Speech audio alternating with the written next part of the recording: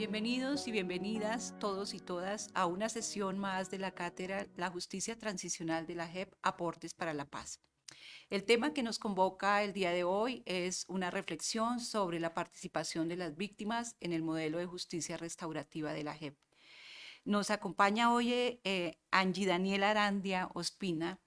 Angie Daniela participa en el macrocaso número 1 titulado Toma de rehenes, grandes privaciones de la libertad y otros crímenes concurrentes cometidos por las FARC-EP.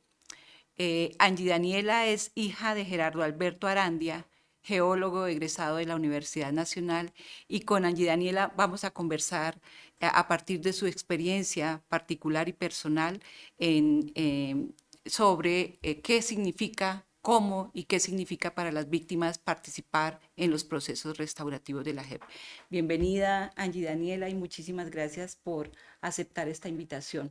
Estamos hablando a estudiantes, jóvenes de las universidades, y desde tu experiencia quisiéramos que ellos y ellas pudieran entender qué significa para una víctima participar, cuáles son sus expectativas, cuáles son los procesos. Entonces iniciaría por preguntar quién es Angie Daniela Ospina, Arandia Ospina.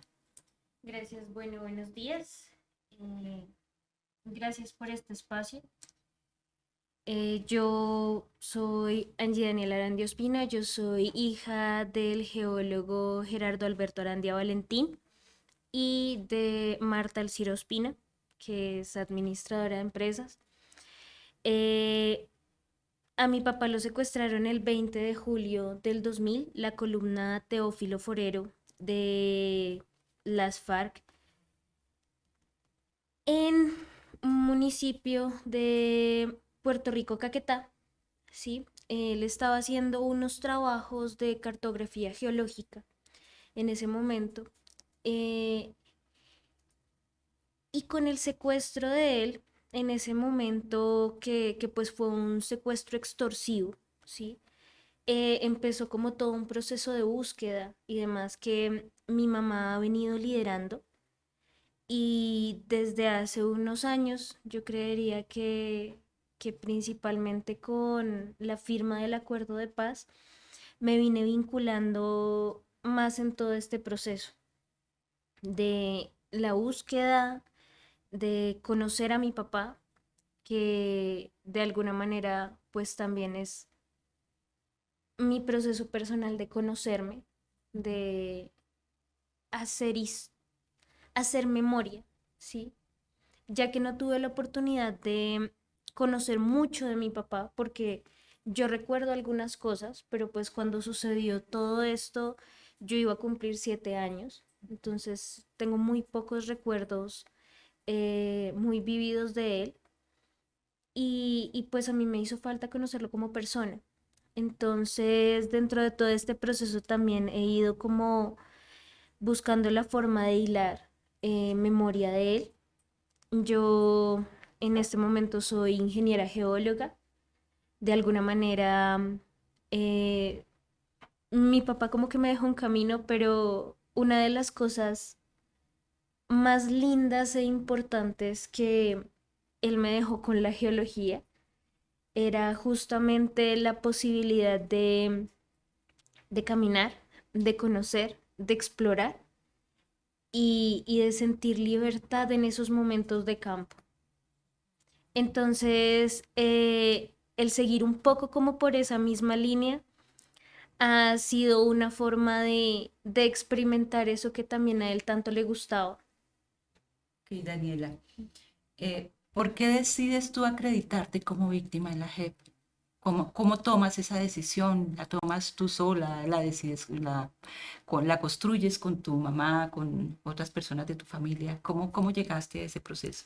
Bueno, aquí es muy importante resaltar que dentro de los procesos de prácticamente todas las familias buscadoras, siempre se tocan todas las puertas habidas y por haber, ¿sí? Para poder saber algo de nuestros familiares. Y como les decía, mi mamá fue la principal encargada y pues bueno, ella tomó en sus manos la búsqueda de mi papá, el poder saber de él, el poder eh, entender también todo lo que sucedió con él. Y mi mamá estuvo trabajando fuertemente con País Libre. Sí, nosotras estuvimos vinculadas con País Libre durante mucho tiempo y en un momento mi mamá también estuvo apoyando la construcción de unas fichas de algunos de los casos que se tenían en País Libre, que fueron unos de los primeros casos que se entregaron como para lo que estaban en los diálogos de La Habana y demás. Esas fichas se entregaron a la JEP, fueron unos de los primeros casos que se acreditaron en el caso 01, ¿sí? Entonces, pues básicamente para nosotras ha sido parte del proceso de seguir buscando, de que hemos tocado todas las puertas que se puedan imaginar y pues básicamente con la creación de la JEP es como una puerta más a la cual ir a ver qué puede pasar, ¿no? Entonces fue como parte de seguir ese proceso. ¿Qué ha significado, Daniela, para ti en tu vida personal, profesional, para la vida de tu familia, ya entrar al proceso de la JEP, participar de las audiencias, participar de todas las actividades y procesos que implica estar acreditada como víctima? Eh, bueno, la JEP en medio de todo nos ha dado esperanza y nos ha permitido sentir un poco, un poquito un cambio con respecto a los otros tipos de tratos que siempre hemos recibido, ¿sí? No solamente desde la institucionalidad, desde toda la cantidad de gremios y demás que hay que tocar en medio de este tipo de procesos, como la fiscalía, como todos estos, en donde siempre ha sido muy complejo y frustrante lo que hemos trabajado, porque lamentablemente cada 4 años todo vuelve y cambia y parece que empezarán desde ceros, ¿sí? Entonces, lamentablemente, hasta unidad de búsqueda y demás, fiscalía es como, bueno, ¿y ustedes qué pueden contarme? No ellos que nos cuentan a nosotros, ¿sí? eh, de información o investigaciones que hayan hecho, sino lo que nosotros internamente hayamos podido hacer para brindarles a ellos y que ellos trabajen con base en lo que los familiares hemos buscado. Entonces, llegar a la JEP en medio de todo como el que se hayan abierto ciertos espacios en los que podamos dialogar y demás, pues nos ha dado un poquito un cambio con respecto a cómo se ha venido manejando todo hasta el momento. Pero todo ha sido muchos altibajos, ¿sí? Hemos pasado también por muchos momentos, o sea, la frustración es algo constante dentro de esta búsqueda, porque pues se entiende que hay muchos casos, que hay muchas personas, que este proceso tiene unas implicaciones y un trasfondo que tal vez la gente desde afuera no logra entender y es que esto no es solamente una hoja de papel en donde alguien venga y escriba y diga cualquier cosa y se quede así, como una hoja plana, sino que realmente todo lo que hay detrás de esa hoja, esa cantidad de sentimientos, la cantidad de emociones, la catarsis, la introspección que debe haber con respecto en cada uno de los pasos que se han ido dando, es muy grande. Entonces, digamos que al inicio, y como en todo, pues uno quiere respuestas ya, ¿no? ¿Qué Sí. respuestas en particular planteas tú, necesitas tú? Bueno, mira, en el caso de mi papá, son dos cosas importantes. Para mi mamá es modo, tiempo y lugar de los hechos que hayan sucedido con mi papá.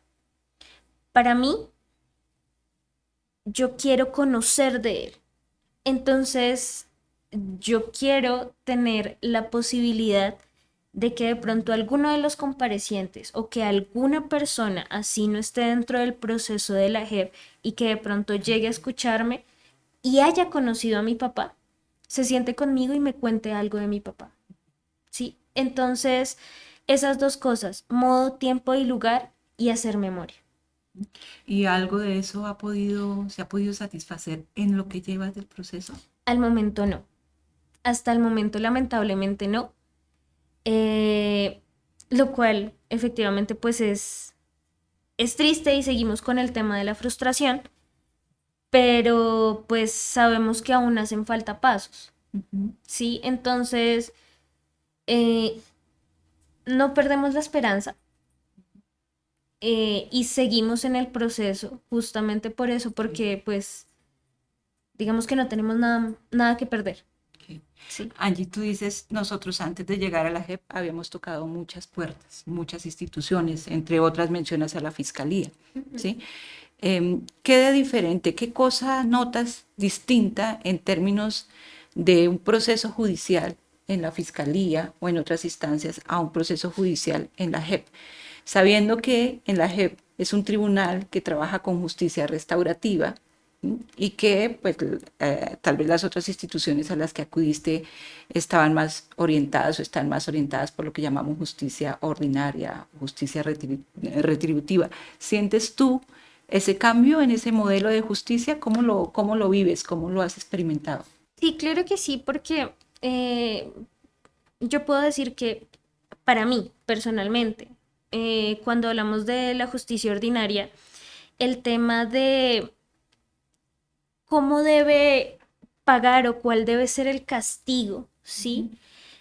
Por parte de, pues en este caso nosotros hablamos de los victimarios, ¿sí? Siempre se habla desde eso, de castigar, de que le duela, de que pague, ¿sí? Ujú. Eh, pero solo lo vemos hacia ese lado. En cambio, cuando lo estamos tratando hacia esta parte del tema restaurativo, pues ponemos a la víctima, ¿sí? Ponemos a estas personas que han sufrido diferentes tipos de hechos de violencia, le decimos, ¿qué quiere? ¿Sí? Y en general todos tenemos como unas mismas líneas de peticiones, ¿no? Con respecto a la verdad y otros, pero digamos que principalmente el tema de la verdad. Y a mí no me sirve de nada castigar a esta otra persona, verla sufriendo, ver que esté mal, si realmente no me va a ayudar. A mí no me sirve de absolutamente nada que un victimario, como está en este caso, sufra o la pase mal. Y no tengo ninguna intención que le pase algo malo. A mí me interesa poder escucharlo, ¿sí? Porque es que solamente ellos tienen en su memoria una cantidad de cosas que sucedieron, que al final nos va a ayudar a ambos a sanar. Para ti, el modelo de justicia que está centrado más en satisfacer el derecho a la verdad de la víctima, más que en el castigo al victimario, al perpetrador, a quien cometió el crimen, resulta mucho más satisfactorio, por lo que estás diciendo.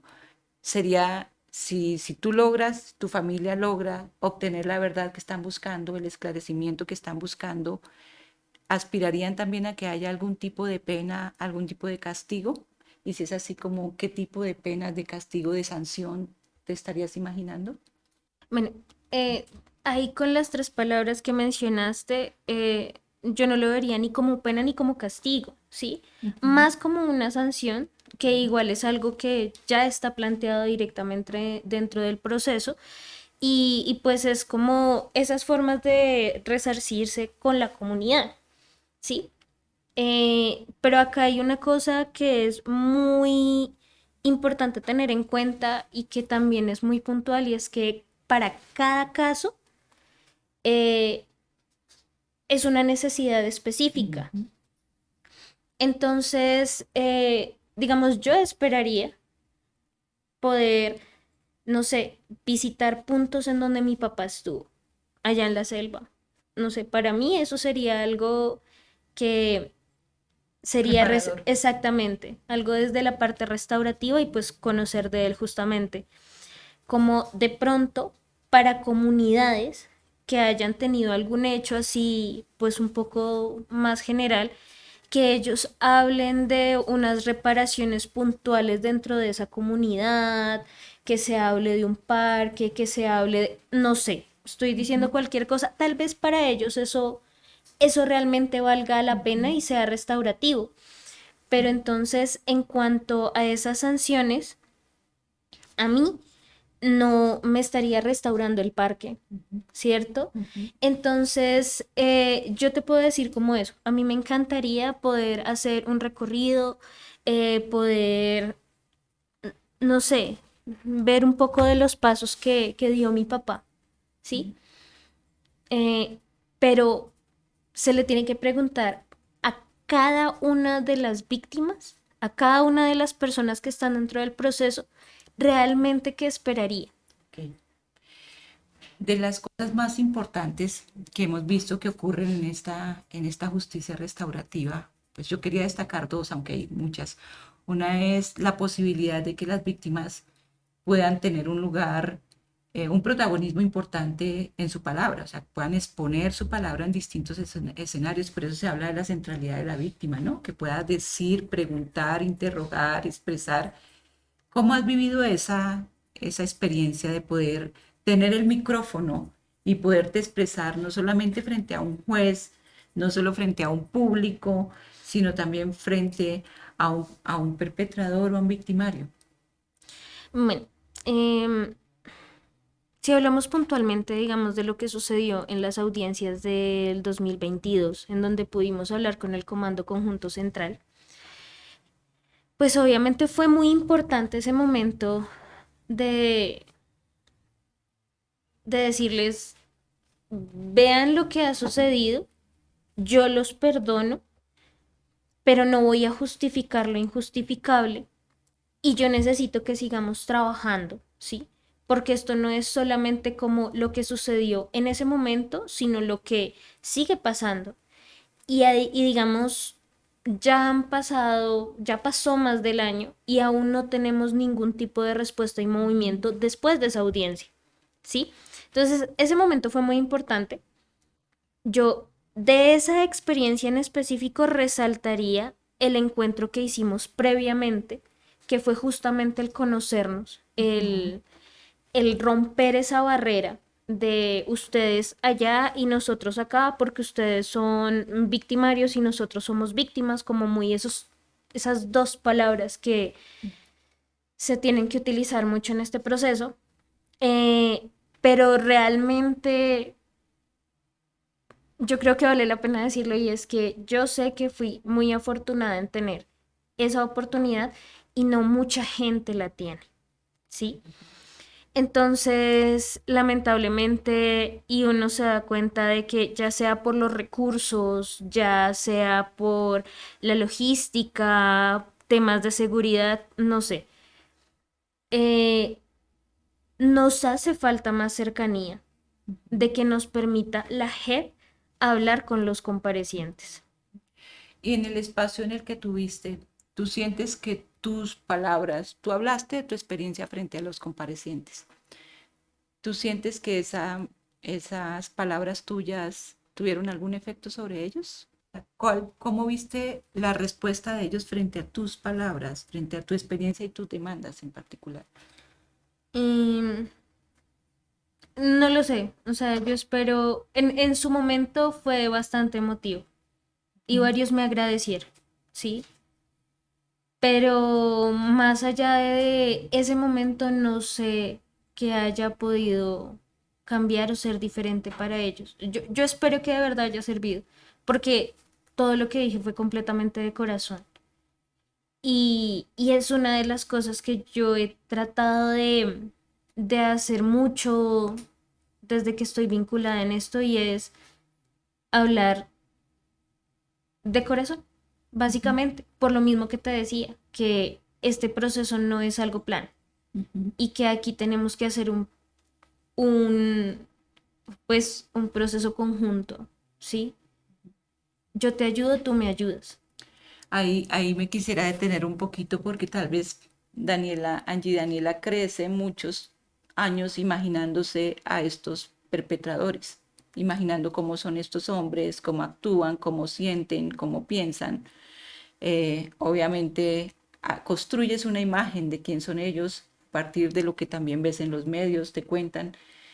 eh, ¿Cómo se transforma, si es que se transforma tu mirada, tu percepción de ellos ya teniéndolos al frente, escuchándoles sus razones, sus excusas, sus disculpas, aún sabiendo de que tal vez no sean ellos los directamente responsables del crimen de tu papá? Pero ¿cómo te afecta eso? ¿Tú cambias en algo tu visión acerca de ellos? Aquí tengo que decir que yo he hecho un proceso personal de hace varios años y yo creo que una de las cosas que para mí fue más importante fue en el 2019 visité una casa de memoria y habían tres carteles con historias de diferentes personas. Historias de lamentablemente cualquier persona de nuestro país, ¿sí?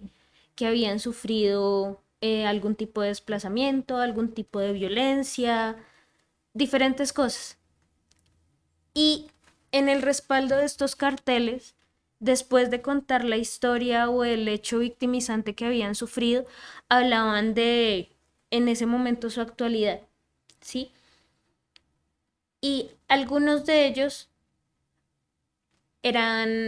habían sido guerrilleros, ¿sí? Ujú. Entonces, una de las preguntas que ahí nos planteaban es, ¿quién es la víctima entonces? Entonces, ¿yo cómo puedo juzgar las historias personales de cada una de las personas que de pronto hayan tomado la decisión de unirse a uno de estos grupos?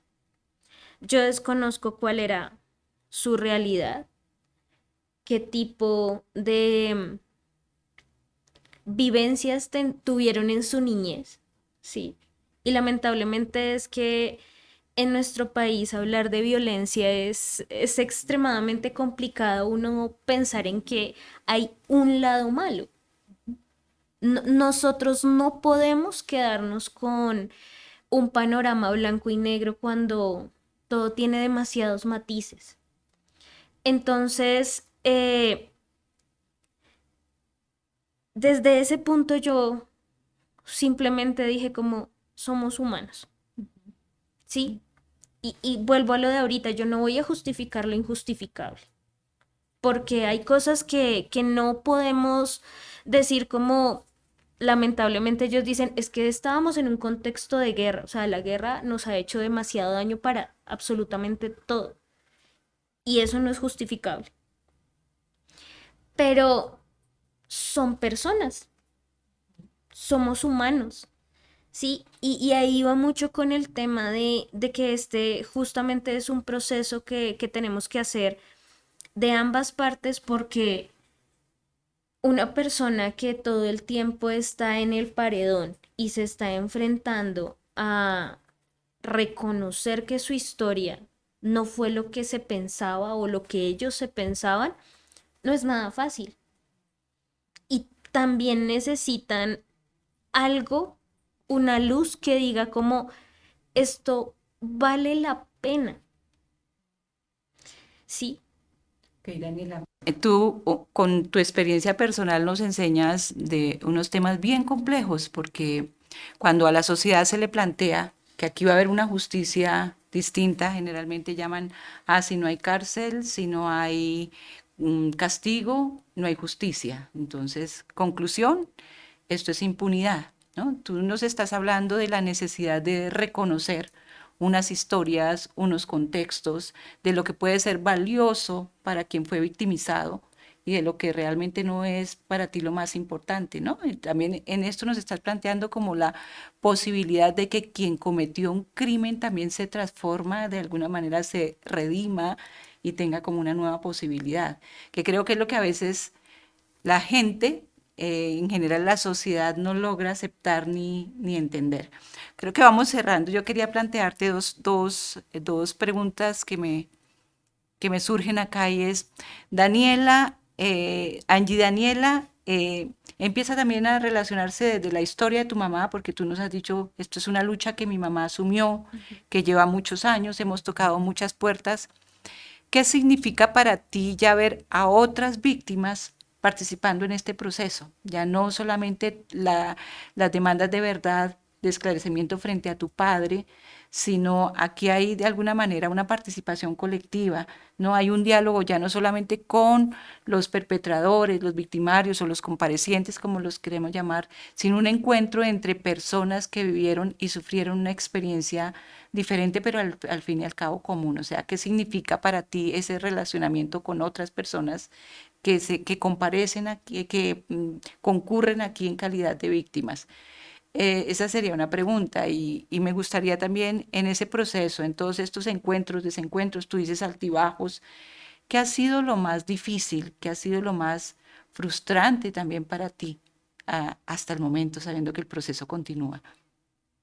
Bueno, con respecto a la primera pregunta,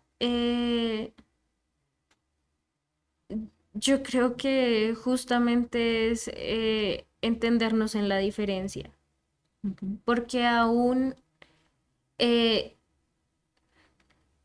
es que no me gusta plantearlo tanto de un lado y del otro, Ok, sí, pero digamos, cuando estamos de este lado revisando todos los temas como víctimas, buscadores y demás, eh, tenemos muchos desencuentros, mm, ¿sí? Y igual vamos por un mismo camino, así tengamos muchos desencuentros. ¿como cuáles, por ejemplo? Eh, digamos, lo que yo les estoy planteando de que para mí es pararnos frente a frente, reconocernos como humanos y decirnos, tenemos que atravesar por este proceso juntos, Ujú. eso es mío, eso es Eso es personal. Angie Daniela. Sí, Ujú. yo sé y me alegra muchísimo porque he conocido personas que se sienten igual, ¿sí? Pero hay muchas personas que no, y es completamente válido y entendible porque yo tampoco puedo juzgar el dolor de la otra persona, ni el proceso que haya llevado, ni el que esté atravesando, ¿sí? Entonces, a veces sentir y escuchar tanto odio es difícil, pero es que es totalmente aceptable, ¿sí? Y respetable. Entonces, entendernos en la diferencia, ¿sí? Y también el mismo hecho de reconocer cómo la violencia nos ha construido como sociedad de tantas maneras, que Colombia tiene una herida grandísima como sociedad. Y es también abrir la mente justamente a que son muchos matices y no podemos hablar solo de blanco y negro. Y con respecto a la otra parte, pues efectivamente lo más frustrante es seguir esperando y saber que al momento no tenemos ninguna respuesta, que al momento no hay claridad en las investigaciones que han hecho, em, que no sabemos realmente si lo vayamos a tener, que lo estamos esperando y lo exigimos y es parte de nuestro derecho en este momento dentro del proceso, ¿sí? Pero a veces es muy doloroso ver cómo pasa algo, necesitan algo de cualquiera de los lados y luego todo vuelve a quedar quieto. Tú has dicho aquí una cosa muy importante y es esto de poner de los dos lados, aquí están las víctimas, aquí están los victimarios, y pensar que aquí esto es un grupo homogéneo y aquí también es un grupo homogéneo y que esa es un poco la forma blanco y negro en que nos hemos acostumbrado a pensar y que aquí hay un campo también de tensiones, ¿sí? Hay un campo de diferencias de seres humanos al fin y al cabo que tienen necesidades distintas y lo que reclama uno no necesariamente le sirve a otro. Y creo que eso nos ayuda muchísimo a pensar también el tema y que de este campo también hay diferencias, que seguramente hay comparecientes en una actitud más dialógica, en una actitud también más retrospectiva, más comprometida con las víctimas, mientras hay otros que seguramente se presentan con cierto cinismo y poca voluntad de Sí. cambio. Yo creo que eso hay que apreciarlo así. Ujú. Me gustaría ya para cerrar, Daniela, Angie Daniela, ¿cómo crees que la JEP pudiera ser el proceso en lo que queda más dignificante, más acorde con la experiencia y la necesidad de las víctimas? O sea, ¿qué debiera la JEP transformar en los procesos donde las víctimas participan para que se pueda hacer menos frustrante, como tú dices, y también menos doloroso? ¿Cómo pudiera ser lo más dignificante? ¿Podrías tú recomendar algo? Yo sé que el acompañamiento psicosocial ha sido una constante, pero yo considero que debería ser mucho más trabajado desde todas las fases del proceso. Pero que aquí tienen que tener en cuenta de que a muchas personas, cuando les hablan de un psicólogo, psicoterapia o lo que sea de este tema, es, es una aversión de no quiero porque he tenido muy malas experiencias, ¿sí? Okay. Y esas muy malas experiencias se dan es porque eh, muchas veces, y a mí me pasó mucho de niña, minimizaban mi vida al hecho del secuestro de mi papá. Y yo soy mucho más que la hija de mi papá, ¿sí? A mí eso me ha construido, ¿sí? Es parte de mi historia y es lo que me ha formado, pero no es lo único. Entonces, aquí tenemos es que reconocer a todas las personas, a todos los seres humanos, tal cual como son, y empezar a ampliar como realmente el proceso que estamos viviendo, que es esa aceptación y reconocimiento interno y de lo que viene de aquí en adelante, ¿sí? Entonces, el acompañamiento de psicosocial y demás es extremadamente importante, pero no que nos quedemos en usted, señor compareciente, porque es compareciente, o sea, solamente tratando ese punto y ese punto, cuando tenemos que empezar a ver más allá. Yo creo que, y actualmente es muy normal que hablemos de la depresión, ¿sí?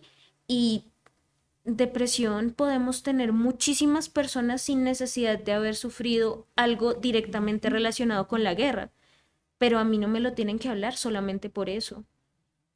Ok. Creo que este es un punto y pensando en quienes están asistiendo a esta cátedra, este es un punto muy importante, digamos, recalcar también en que las víctimas no son solo víctimas, Ujú. o sea, son personas que han sufrido una violación a sus derechos humanos que le ha causado graves daños, desde luego, a ti te negó la posibilidad de crecer al lado de tu padre, seguramente un detrimento económico, también moral, psicológico, muchísimo, pero que Angie Daniela es una mujer que estudia, que ejerce profesionalmente, que tiene otro tipo de relaciones, es decir, que las víctimas no, su vida no se construye únicamente marcada por el hecho victimizante. Desde luego, el hecho victimizante les atraviesa su historia, pero su historia está hecha de muchas otras cosas más. Yo creo que esa es una reflexión muy importante en términos del acompañamiento psicosocial, como tú lo has dicho, ¿no? No es un acompañamiento centrado exclusivamente en la experiencia victimizante, sino en la experiencia de vida, ¿no? Y Exactamente. cómo, por ejemplo, a ti también te afecta tu vida laboral, cómo incluso a ti te sigue afectando la violencia que ocurre en el país. Entonces, creo que esta es una reflexión importante también que nos lleva a pensar en cómo debe ser el mejor proceso. Tú dices, el acompañamiento psicosocial debe estar siempre, pero también hay que pensar cómo debe estar, ¿no? Exactamente. Para no limitar y pensar la persona como víctima única y exclusivamente. Creo que esa también es una reflexión muy importante que nos dejas.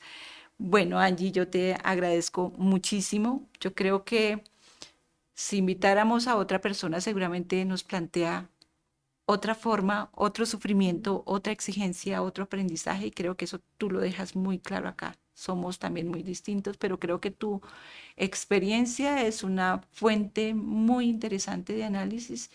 Tu experiencia, a mí en particular, cuando vi la versión, cuando vi el encuentro, fue bastante cuestionadora, interpeladora. Me interpeló a mí como ser humano, también como profesional, y creo que esa es la idea de que tú puedas dirigirte también a quienes están cursando esta cátedra, y te agradezco muchísimo. Ojalá tengamos la oportunidad de que a medida que avance este proceso, las expectativas de reparación y de restauración también se vayan consiguiendo y que las frustraciones sean menores a lo que puedas lograr en este proceso. Entonces, muchísimas gracias por asistir. Muchas gracias.